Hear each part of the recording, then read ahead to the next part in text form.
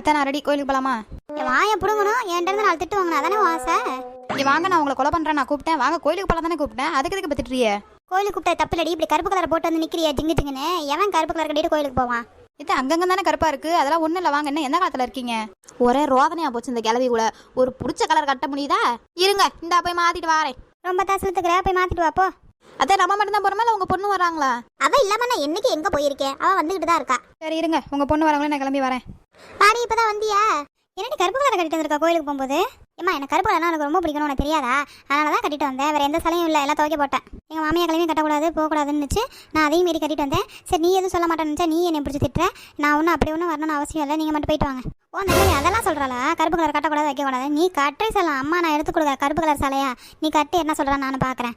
அவளா நானும் பார்த்துட்றேன். எந்த சமயம் இந்த கலர் சிலை கட்டிட்டு வாங்க, அந்த கலர் சிலை கட்டிட்டு வாங்க, எல்லாம் நம்ம சொல்லிக்கிறது தான். அதெல்லாம் ஒன்றும் பிரச்சனை இல்லை, வாங்க போகலாம் கோயிலுக்கு. அட ஓரம் வச்சுன கிளவி,